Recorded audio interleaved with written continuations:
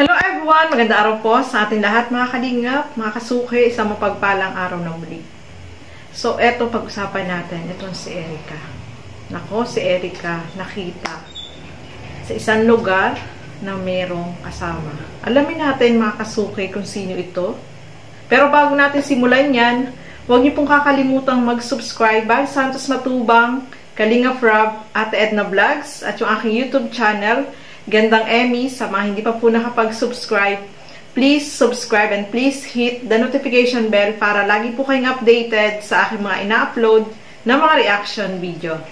So eto, alamin natin sino kaya ang kasama ni Erica at sino yung inaantay niya. So alamin po natin sa video na ito. Welcome to my channel.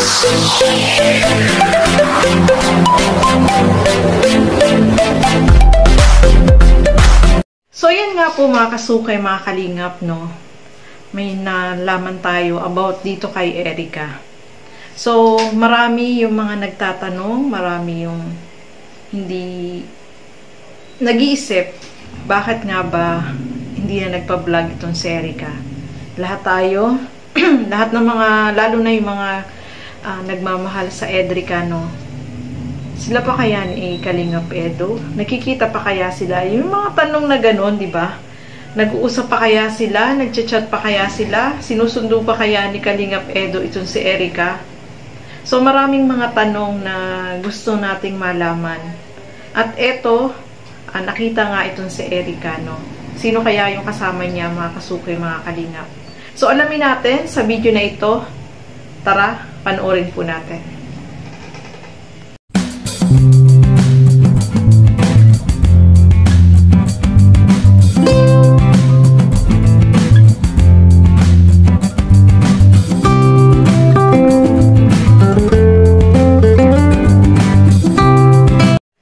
Kasuki, mga kalingap, nakita natin yung video, no? Silang magkapatid ang magkasama at mukhang meron silang inaantay. Sabi nga ni Kuya Bobby is, kay Kuya Bobby po nagmula yung video na yan. Supportahan po natin siya. Bobby TV 143, no?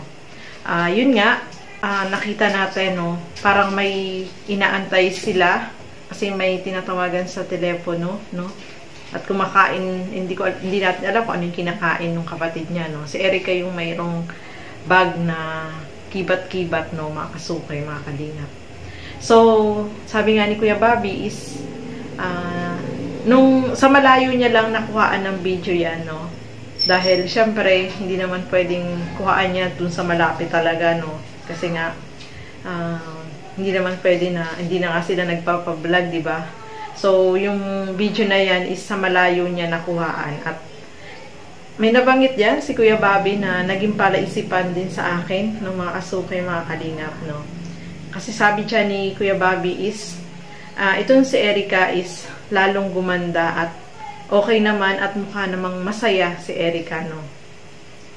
So, parang, ano lang, yung talagang normal lang na silang dalawang magkapatid, no? Kung makikita naman natin silang dalawa na magkasama is talagang masaya po sila, no? Close kasi silang magkapatid, mga kasuki, mga kalingap. So, makikita natin na talagang masaya silang dalawa, lalo na kapag nasa labas sila kasi yung bonding moment nilang dalawa is talagang masayahin po sila, no? So, eto yung may nabanggit dyan, si Kuya Bobby, sabi nga niya is si Kalingap Edo is mag-move on na at humanap na lang na iba. Ang sakit naman nun, no, mga kasukay, mga kalingap, no? So, hindi natin alam kung, kasi kahapon sa live ni Kalingap Rob ay nabanggit niya dyan na hindi daw rin niya alam kung nag-uusap pa yung dalawa o kasi ang sabi ni Kalingap Rob is chinachat daw si Erica, hindi na daw nagre-reply, no? So, hindi natin alam kung hindi na ba talaga si nagkikita or nagchat-chat pa rin ba sila. Kasi itong mga tanong natin ay hindi talaga malinawan. Kaya marami talaga yung nagsasabi na dapat talaga itong si Erica ay magsalita, no? Sana magsalita siya, sabihin niya, siya mismo yung magsabi Lalo na kasi marami nag-aabang sa kanya ng mga fans niya, yung mga followers niya na sumusuporta at nagmamahal sa kanila dun sa Edrica. So, dapat, no, sana pagbigyan niya na kahit magsalita siya, sabihin niya kung ano ba talaga yung reason niya. Sa kanya magmula yung pagpapaalam niya ba, no? Kasi, ang daming mga, marami yung mga iniisip, mga negative, mga pambabas na nangyayari, lalo na ngayon yung nangyari na ganyan na hindi na lang basta nagpa-vlog itong si Erica at talagang nakakagulat, no? Nakakapanghinayang, nakakalungkot at naawa tayo kay Kalingap Edo, mga Kalingap, no? Masakit yun sa kanya pero hindi niya lang pinapakita yung lungkot niya, no? Talagang malungkot siya, lalo na nung pumunta sila ng Legazpi, di ba? Sa Mayon, yung nakita yung Mayon.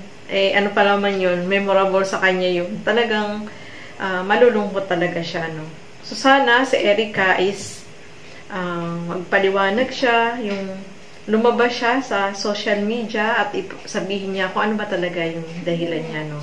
Para matigil na yung kung ano-ano yung mga iniisip ng iba na hindi maganda, no? So, tayo naman po, mga kasukay, mga kalingap, is ano lang tayo.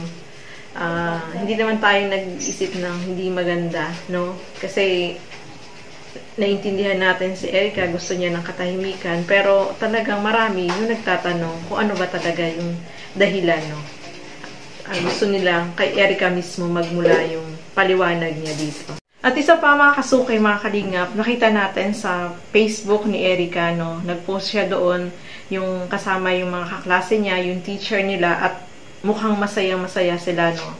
Lalo na si Erica, no? Mga kasukay, mga kalingap. Kaya, nakikita natin doon sa picture, sa video na masaya talaga siya, no?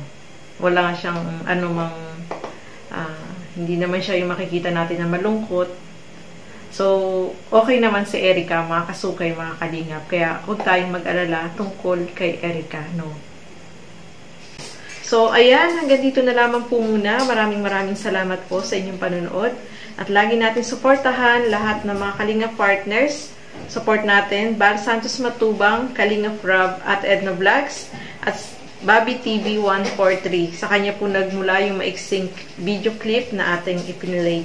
So, maraming salamat po sa inyong panonood. At support din po ninyo yung aking FB page, Gandang Emmy. Pa-like and follow na lang po. At itong aking YouTube channel, Gandang Emmy. Road to 100K na po tayo. So, maraming salamat po sa inyong panonood. At lagi natin suportahan lahat ng mga Kalingap reactors at Kalingap charity vloggers. Maraming salamat po at hanggang sa muli. Bye-bye!